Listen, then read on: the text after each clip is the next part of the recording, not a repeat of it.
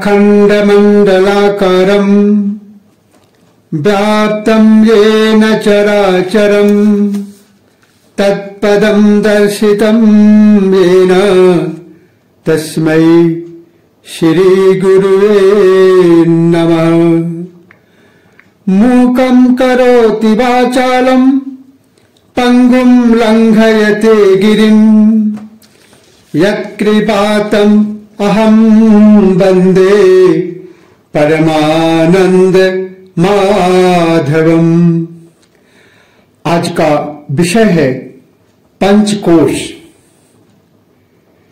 योग दर्शन के अंतर्गत साधन पाद में अभी बहिरंग बाहर के अंग यम नियम आसन प्राणायाम प्रत्याहार की चर्चा किया गया। अभी अंतरंग साधन की बात की जाएगी। उसमें धारणा ध्यान समाधि की चर्चा की जाएगी। ऐसे महत्वपूर्ण विषयों को समझने से पूर्व जरूरी है कि हम अंतरंग को समझें। पंचकोश क्या है? सप्त चक्र क्या है? हमारे शरीर में 5 खजाना 5 कोश और 7 चक्र क्या है? 5 प्राण और 5 उप प्राण क्या है?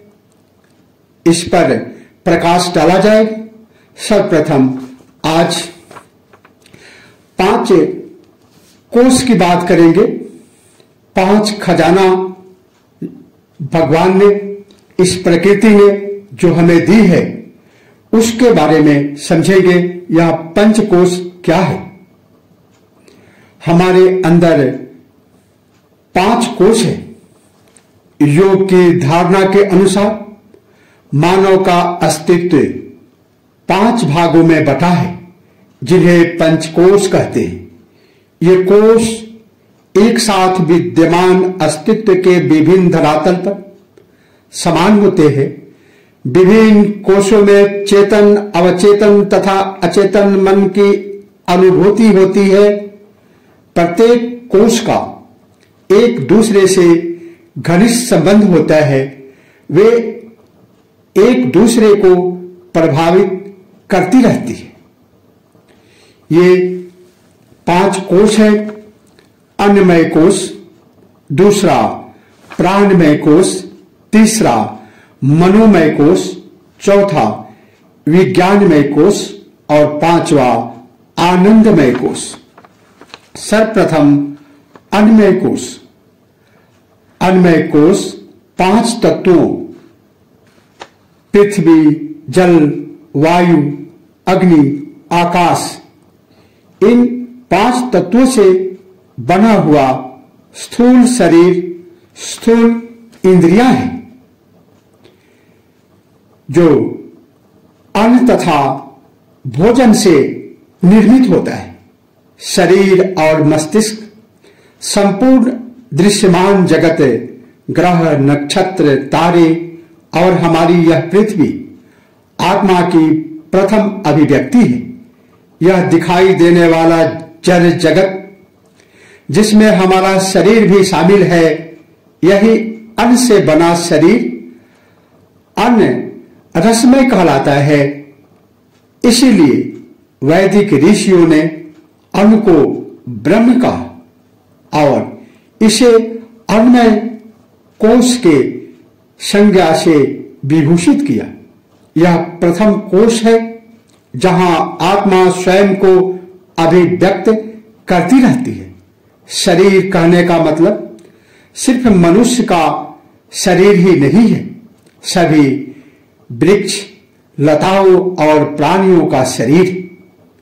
जो आत्मा इस शरीर को ही सब कुछ मानकर भोग विलास में निरंतर रहती है, वही तमोगुनी कहलाती है। इस शरीर से बढ़कर भी कुछ है, इस जड़ प्रकृति जगत से बढ़कर भी कुछ है। जड़ का अस्तित्व मानव से पहले का है, प्राणियों से पहले का है, वृक्ष और समुद्री लताओं से पहले का है। पहले 5 तत्वों अग्नि, जल, वायु, पृथ्वी, आकाश की सतह ही विद्यमान थी। इस जड़ को ही शक्ति कहते हैं, अन्न रसमय कहते हैं। यही आत्मा की पूर्ण सुप्तावस्था है, यह आत्मा की अधोगति है। फिर जड़ से प्राण, मन और बुद्धि आदि सुप्त है। इस शरीर को पुष्ट और शुद्ध करने के लिए यम, नियम, आसन, प्राणायाम आदि का प्रावधान है। इससे अन्नमय कोश को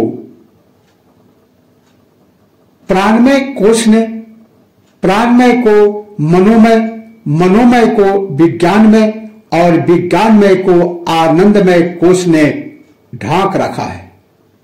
यह व्यक्ति पर निर्भर करता है कि वह क्या सिर्फ शरीर के तल पर ही जी रहा है या कि उससे ऊपर के आवरणों में। किसी तल पर जीने का अर्थ है कि हमारी चेतना या जागरण की स्थिति क्या है।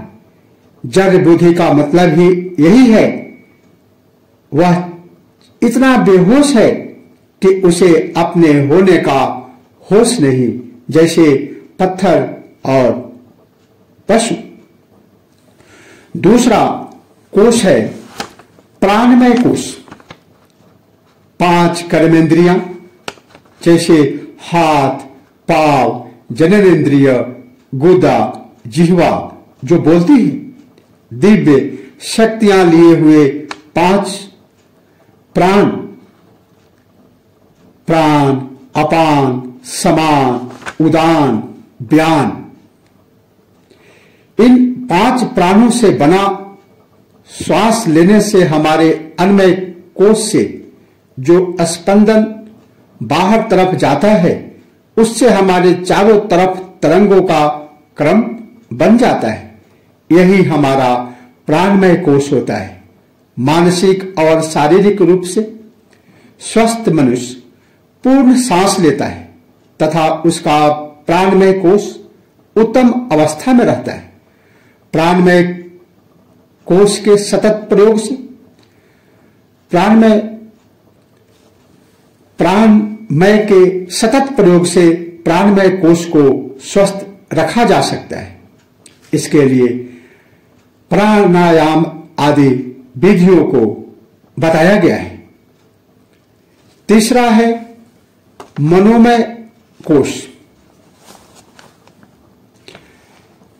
5 ज्ञानेंद्रियां आंख, कान, नाक, जिह्वा जो चखती है तथा त्वचा की दिव्य शक्तियां जो स्पर्श का अनुभव करती है, यह मनोमय कोश का भाग है।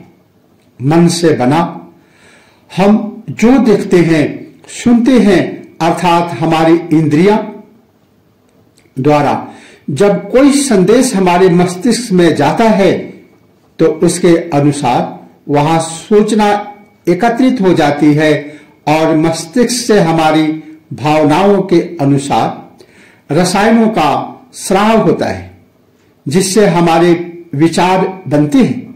जैसे विचार होते हैं उसी तरह से हमारा मन स्पंदन करने लगता है और इस प्रकार प्राणमय कोश के बाहर एक आवरण बन जाता है। यही हमारा मनोमय कोश होता है।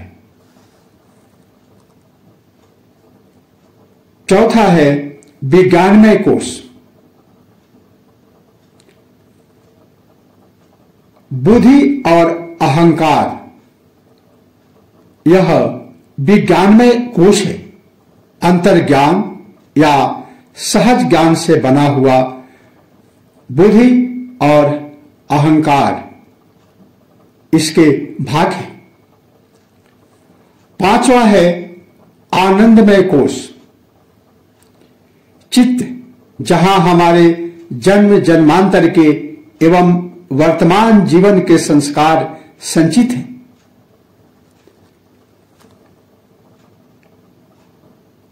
आनंदानुभूति से बना